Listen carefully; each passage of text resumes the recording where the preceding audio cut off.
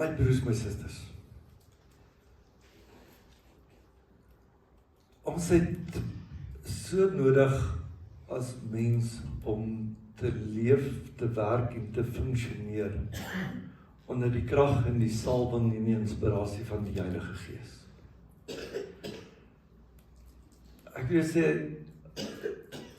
as ek en jy te doen kry met die lewe en sy uitdagings, dan verstaan ek hierdie een ding die beste, en dit is dat die Gees van die Here binne in my is, binne in my woon, om my voortdurend te herinner aan dit wat Jesus geleer het, en dit wat Jesus gedoen het, sodat ek daaraan kan vashou, en in die krag van die salwing van die Heilige Gees kan leef. So kom ons kyk eers na Jesaja 40 vers 31. Hy is die bekende deel. Ek glo baie van julle sal hom sommer so vinnig uit die kop uit kan opsê. Maar wie op die Here wag, herwin hulle krag. Die ou vertaling sê kry nuwe krag. Hy sê herwin hulle krag. Hulle kry nuwe vere soos arende. Hulle hardloop, maar raak nie afgemat nie. Hulle loop, maar word nie moeg nie. Die wat op die Here wag. Dan Handelinge 1 vers 4 tot en vers 8, net vers 4 en vers 8. Hy sê, terwyl hy met hulle saam geëet het hy hulle beveel, moenie uit Jerusalem weggaan nie, maar bly wag op die Vader se belofte wat julle van my gehoor het. Moenie uit Jerusalem weggaan nie, bly in Jerusalem en wag op die belofte wat ek van God die Vader vir julle gegee het. Wag daarop, wag op die belofte van die Here. En dan die bekende vers 8.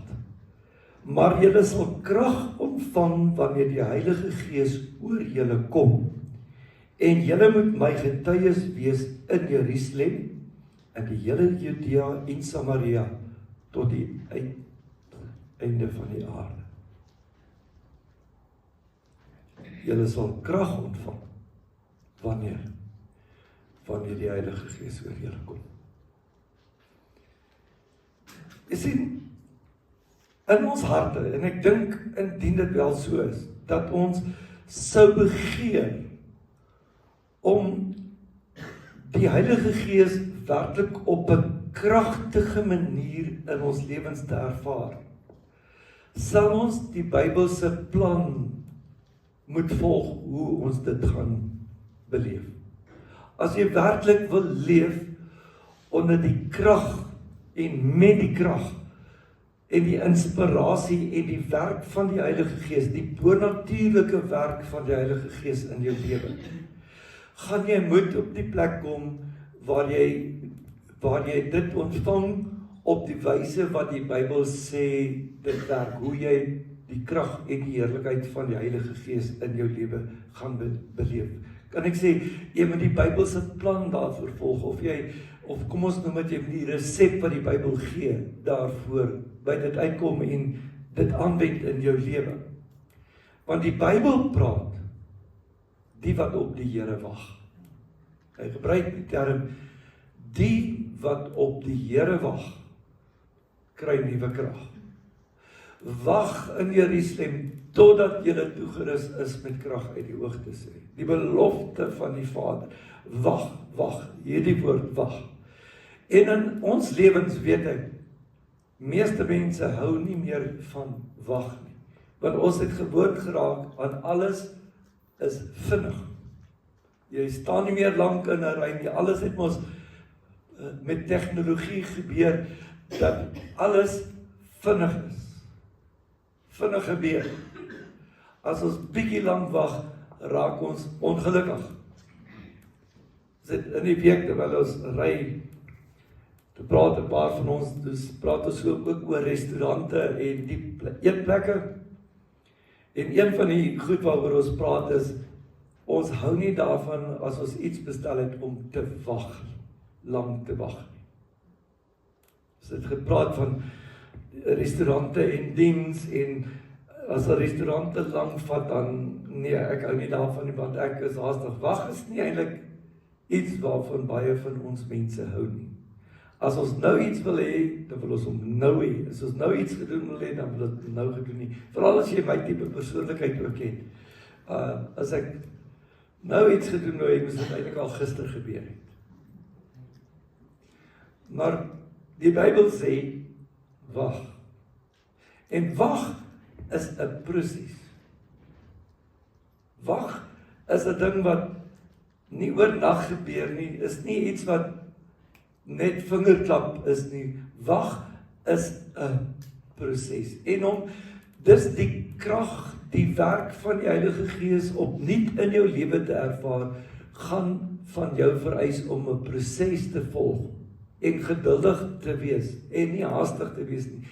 Ek dink soveel mense gee te vroeg op voordat hulle deurbrake deur die Heilige Gees in hulle lewens ontvang, omdat hulle nie bereid is om te wag nie. Geduldig te wees en op die Here te wag nie.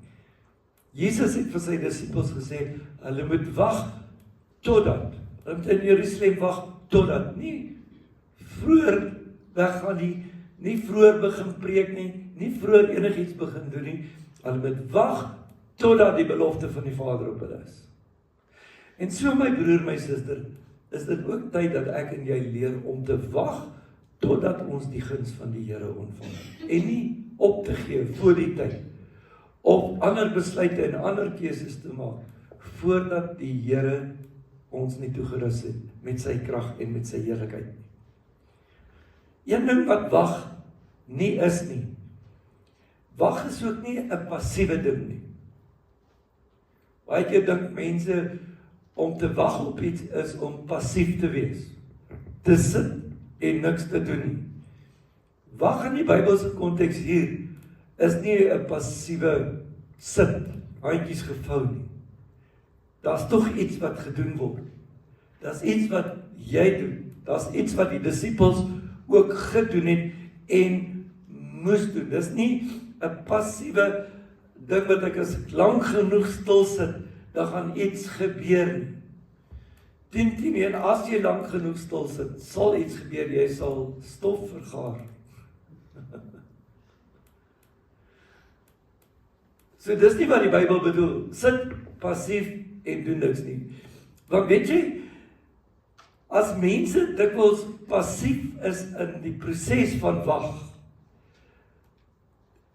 lei hulle dikwels teleurstelling en kry mense partykeer die gevoel dat die Heilige Gees belewennisse waarvan ander mense so praat nie vir hulle bedoel is nie. Want hulle hoor hoe dat ander mense praat en getuig oor hoe die Heilige Gees in hulle lewens en in hulle harte gewerk het en hoe dat die Heilige Gees met hulle gepraat het. En dan sal die mense van die passief sit en eintlik niks doen nie en hoop iets kom uit die hemel uit en val op hulle. Dan dink hulle wel, dit wat ek hoor ander doen, dis seker dan nie vir my bedoel nie. Maar weer eens, om op die Here te wag is nie 'n passiewe sit en niks doen. Dis 'n proses en dit sal van jou vra dat jy die Here soek, dat jy aktief iets gaan doen om die Here te soek. Want hy sê, die wat op die Here wag. Met 'n ander manier kan ons sê, die wat die Here soek met hulle hele hart. Die wat na die Here soek met alles in sy vermoë, hulle sal krag ontvang. Hulle wat hulle gees, hulle menswees, hulle hele belang fokus daarop om die Here te beleef en meer van die Here te hê en op die Here te fokus. Kom ons sê so, mense wat hulle aandag meer en meer op die Here fokus. Dis wat dit beteken om op die Here te wag. Jy fokus op die Here. Jy jy bedink die dinge van die Here. Ons sal nou by dit alles kom. Deur middel van, kom ons gebruik die term, geestelike dissiplines. So jy is nie onaktief nie, jy is nie passief nie, maar jy soek na die Here deur die verskillende Bybelse beginsels wat daar is, hoe dat jy die Here soek, die geestelike dissiplines soos ons dit noem. En wat is die geestelike dissiplines? Gebed. So jy soek die Here deur te bid, deur die woord te bestudeer, Bybel te lees, is 'n geestelike dissipline. Bybelstudie, meditasie, en ek bedoel nie hier meditasie van wat die ander gelowe doen nie. Meditasie beteken jy oordink dit wat jy gelees het, jy bedink dit, jy besin daaroor, jy bepeins die woord van die Here, en jy vra die Here om vir jou te verduidelik wat hy vir jou wil sê deur sy woord. Dis die term meditasie. Dis nie gaan sit in 'n hoekie met jou bene snaaks gevou hier verby jou ore en dan sê jy oom en jy vergeet van die tannie nie. Dis nie waarvan ek praat. Dit is jy gaan bepeins, jy bedink dit wat jy gelees het in die Bybel. Jy oordink dit en jy sê, Here, wat sê U vir my hier? Kerkbywoning is 'n geestelike dissipline. Jy kan nie net wil kerk bywoon as jy in die moeilikheid is en dan hoop iemand gaan vir jou bid in die kerk en daar gaan 'n preek kom wat jou ophou nie. Kerkbywoning moet 'n algemene dissipline wees. Jy moet dit nie mis nie. Dit moet, soos hy in die Hebreërskrywer sê, jy moet nie die onderlinge byeenkomste versuim soos sommige die gewoonte het nie. Jy weet, dit is vir my so interessant dat mense soms kom en sê, maar die kerk is hier. En in 'n sin wat hulle sê is waar. Die kerk sê hulle is nie gebou nie. Ja, dit is ook waar. So jy het nie, dan sê hulle vir jou, jy het nie die kerk nodig, jy dien sommer net die Here in jou huis. Maar hoor my, toets my. 95% van die mense wat hulle aan 'n kerk onttrek, sal na 'n jaar of 2 nie meer die Here dien.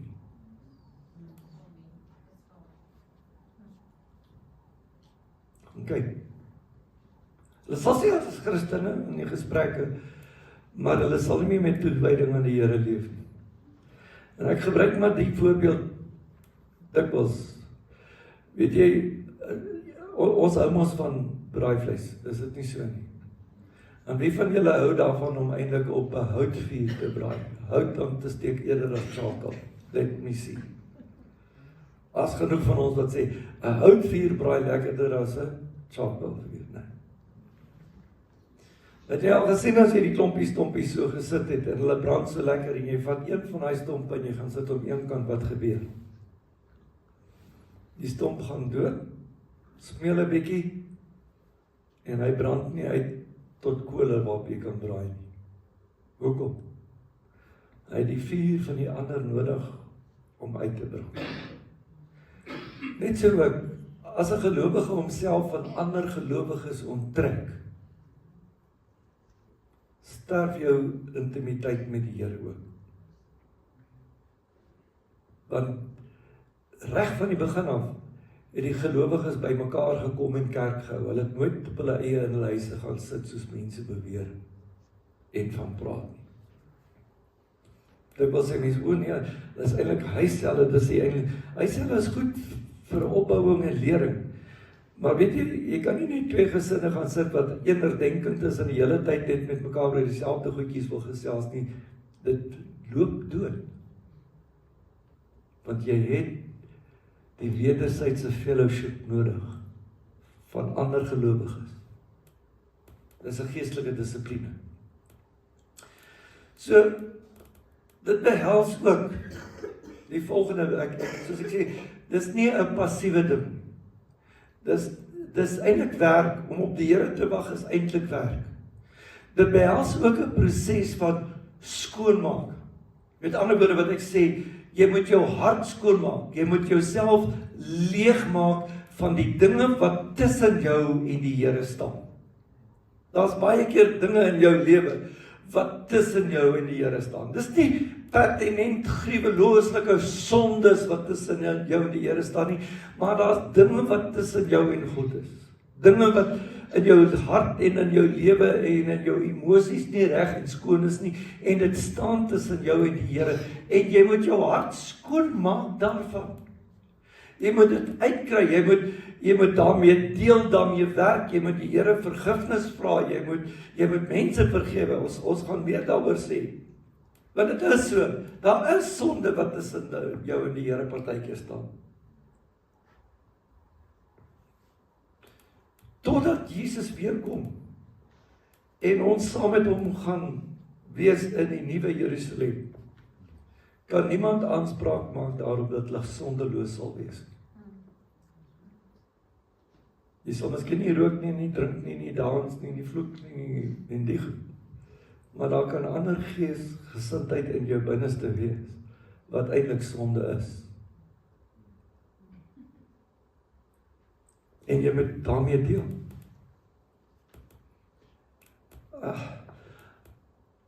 Sonde, soos onvergewensgesindheid, dis 'n sonde. Om nie te vergewe nie is 'n sonde. Hallo?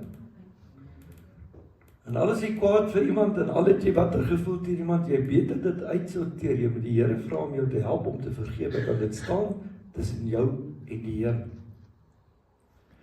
Om op die Here te wag, dis 'n proses, want iewers gaan jy iets moet doen aan die gejaagdheid van jou lewe. Want mense is aan die werk, ons weet dit, jy moet werk om geld te kry om te kan leef. En jou lewe is ongelooflik gejaagd. Dis hierdie kant toe, daardie kant toe. En in die ou dae toe ons nou jong was, het ons baie meer geduld moet hê, want as jy die slinger draai, en jy moet vir die tannie wag om te vra, nommer asseblief. Nou is dit deesdae as jy die selfoon gedruk het en hy het die 3de keer gelei, is jy onmiddellik al kwaad, omdat die persoon nie antwoord nie. Ja, dan stuur jy 'n brief, dan vat die brief 7 tot 10 dae om by die persoon te kom, en die persoon antwoord, en na 'n dag of 3 skryf hy terug, en dan vat dit weer 7 tot 10 dae voor jy, so 2-3 weke, nou is dit, ek het 12 uur vannag vir jou 'n e-pos gestuur, hoekom het jy nog nie geantwoord? Ons lewe is so gejaagd. Iewerster as jy wil op die Here begin wag, gaan jy met jou gejaagde lewe afskaal om tyd te maak vir die Here, want om die geestelike dissiplines van gebed en Bybelstudie en meditasie, kerkwoning toe te pas in jou lewe, gaan jy moet iewerster aan jou besige lewe afskaal om tyd te maak daarvoor. So jy gaan moet prioritiseer. Wat is die belangrikste vir jou, om die Here te soek en die krag en die heerlikheid van die Heilige Gees te beleef, of om wat ook al jy moet doen, klaar gedoen te kry? So, jy moet jou besige lewe afskaal om tyd vir die Here te maak. Nou baie mense sal vir jou sê, nee, eintlik wat dit bedoel is, jy 'n bietjie vroeër opstaan, wat jy dan tyd het vir die Here. Ek wil vir jou sê, miskien, dit kan ook werk, maar meeste van die tyd is dit, jy moet jou program 'n bietjie afskaal, om tyd vir die Here te maak.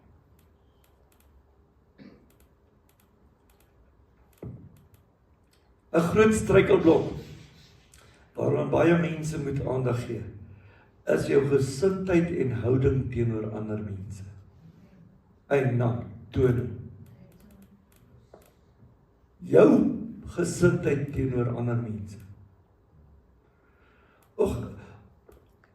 Ons leef in 'n wêreld wat vir alles aanstoot neem. Dit is verskriklik. Half kyk jy daai kant toe, dan neem hulle al aanstoot omdat jy daai kant toe gekyk het en nie hierdie kant toe gekyk het. As jy iets sê, jy het met die beste bedoelings iets gesê, en dan is dit net iemand iewers neem aanstoot oor wat jy sê. Dit is verskriklik. En die mense kan kwaad wees. aardig. Gelukkig nie hierdie mense nie, drie na nie, hulle word ons nooit kwaad vir ander mense. Maar skielik dan loop mense, skielik, die ou het nie gekyk waarvan ek, soos ek hou daarvan, mense vir my moet kyk nie so, ek is kwaad geword in my binneste, dan loop ek met hierdie vroeling hier binne in my binneste, woeligheid en as ek dan met die persoon te doen kry, is hierdie koue afsydigheid, want eintlik loop ek hier in my hart met iets. Weet jy die beste manier altyd om te sien, of 'n persoon iewers iets die woeling in sy binneste oor jou het, is as jy hulle groet en hulle so effens afsydig. Nog altyd so. Ek kan dadelik agterkom. Iets is net lekker nie. En gewoonlik is dit omdat jy geskinder het van die ander persoon. Of jy het nie daarvan gehou hoe die persoon gekyk het. Ek wil vir jou sê, jou gesindheid teenoor ander mense is dikwels een van die grootste struikelblokke hoekom jy nie die Here se teenwoordigheid ervaar nie. Nog 'n ding. Jy moet ook negativiteit aflê. As jy met die Gees van die Here wil ontmoet, moet jy ontslaa raak van die negativiteit in jou hart en in jou gemoed. Ja, maar, ja, dan is dit lekker. Ek hoor wat jy sê, maar jy is negatief. En dit gaan tussen jou en die Here staan. Want kan ek jou sê, solank as wat jy negatief is, kan jy nie glo nie. Hallo? Solank as wat jy negatief en omgekrap is, kan jy nie glo nie, want negativiteit kanselleer enige geloof wat jy probeer toepas uit. Negativiteit kanselleer enige vorm van geloof uit. Hoor my hart, hoor my. Geloof is 'n baie positiewe ding, want geloof sien 'n antwoord en 'n oplossing in 'n totaal onmoontlike situasie. Dis wat geloof doen. So geloof moet positief wees en 'n afwagting en 'n verwagting hê dat iets besonders gaan gebeur. Negativiteit sien net die probleme raak en die twee kan nie saamwerk. Daar's nie 'n manier wat hulle kan saam wees. Dis soos vuur en vlamme. Hulle kan nie saam nie.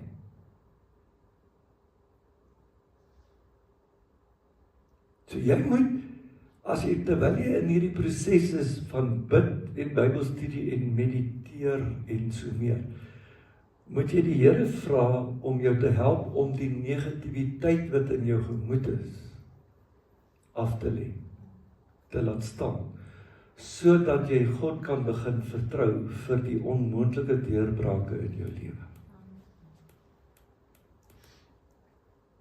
Maar man, is ons daarom maar lief daarvoor om te moan en te groan. Nie julle nie, ander mense.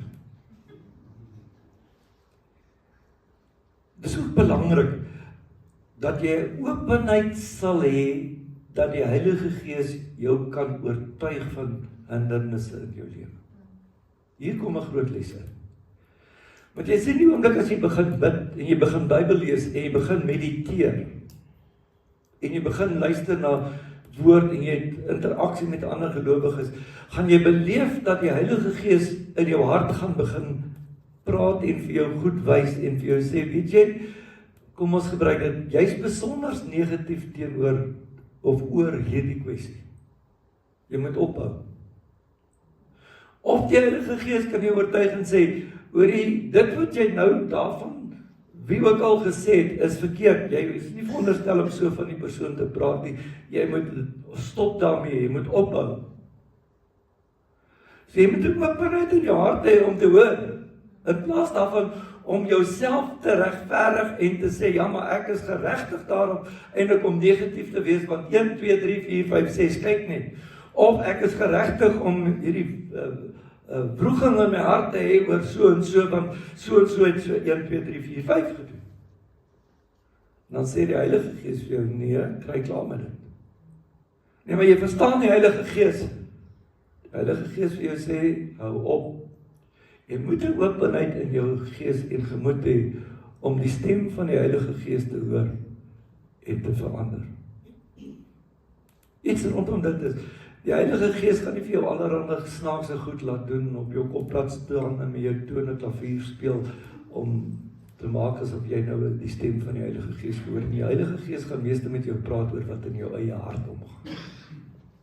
En die Heilige Gees sal jou altyd fokus op wat Jesus gesê en gedoen het, so hy gaan jou op sy woord terug, en hy gaan jou inspireer om die woord van die Here gehoorsaam te wees. Dis nie allerhande snaakse goed. En ek wil vir jou sê, luister na die Heilige Gees, moenie met hom probeer redeneer en argumenteer nie. Doen net wat hy sê, want hy is besig om jou te begelei op hierdie groot pad wat die Here met jou in jou lewe stap. Die Heilige Gees is besig om jou te begelei in hierdie journey,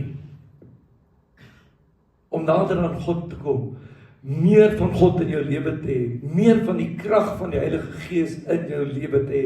Dit wat beloof is, julle sal krag ontvang wanneer die Heilige Gees oor julle kom.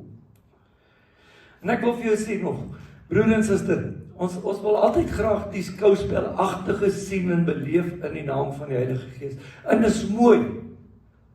Dis awesome om die skouspelagtige te sien en te beleef wat deur die Heilige Gees in mense werk. Maar, ek wil vir jou sê, voordat die skouspelagtige dinge aan die uiterlike kant van jou lewe gaan gebeur, gaan daar eers in jou innerlike mens dinge moet gebeur, voordat na die buitekant toe kan kom. Dis wat die proses van wag op die Here is. Ons het gepraat van jy hoor die Here, jy moet dinge regmaak, jy moet hindernisse verwyder, daar's 'n klomp goed. Dis goed wat hier binne in jou gebeur. Dis nie noodwendig uiterlik skouspelagtig dat ander mense kan sien nie. Maar voordat daar uiterlik skouspelagtige dinge kan gebeur, waar die Heilige Gees in en deur jou werk en selfs jou toelaat om mense te bedien en wonders en tekens volg, moes daar eers binne in jou hart iets gebeur. Een van die mooiste voorbeelde is Paulus. Op pad na Damaskus moes hy eers tot bekering kom. Hy moes heeltemal omswaai maak. Voordat was hy 'n magtige prediker. Kyk, na sy bekering was hy nog steeds 'n magtige prediker. Maar voor hy bekering gekom het, het hy doodgesaai waar hy gegaan het. Alle die Christene vervolg en dan doodmaak. Na sy bekering het hy lewe gebring oral waar hy beweeg het. Voor sy bekering lees ons van geen wonderwerke wat die Here deur Paulus gedoen het. Na sy Damaskus belewenis lees ons dat Paulus ook fisiekes gebid het, gesond gemaak het, mense is gedoop by die Heilige Gees met spreuke en tale en so gaan. Sê maar, eers moet daar iets binnekant jou gebeur voordat daar na buite iets kan gebeur. Julle sal krag ontvang en dan sal julle my getuies wees. Die wagproses. So, broer en suster, dan moet goed op sielsvlak en op geesvlak gebeur voordat goed uiterlik kan manifesteer na buite toe. Voordat die openbaring van krag daar kan wees in jou lewe, moet dan eers aan jou karakter gewerk word. En dis hoekom jy sal sien, Josef, wat 'n magtige belofte van die Here gehad het, Dawid wat as koning gesalf was in die plek van Saul, dit het nie onmiddellik net so gebeur toe die Here sê, nou is jy koning, nou gaan jou pa en jou broers vir jou by, dus dit nie. Daar was 'n lang proses, waar die Here eers aan daardie mense se karakter gewerk het, voordat hulle die belofte van die Here ontvang het. So dikwels voordat die openbaring van krag wat die Here vir jou beloof in jou lewe kan manifesteer, moet die Here eers aan jou karakter werk en vang. En dis waar jy moet begin luister vir die Heilige Gees. En jy moet buigbaar wees, wanneer die Heilige Gees met jou werk en jou oortuig om te verander, dat jy verander. Selfs Jesus was eers deur die Heilige Gees in die woestyn ingelei vir 40 dae. En daarna, toe hy terugkom, toe begin die wonders en die tekens.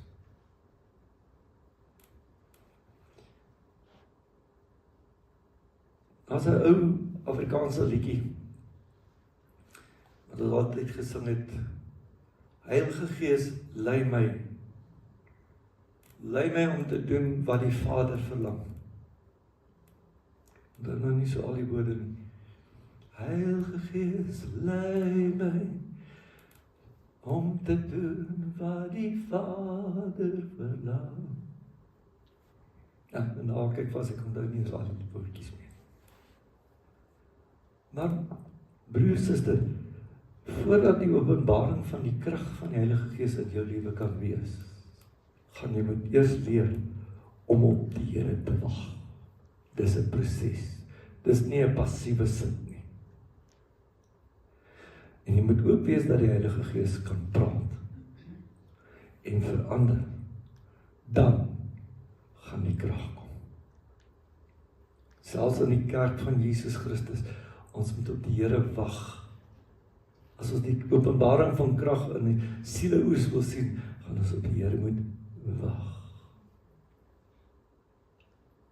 Is jy gereed om op die Here te wag? Of wil jy net by die drive-thru ry en jou pakkie met wonderwerke gaan kry? Ek dink nie dit gaan so werk nie.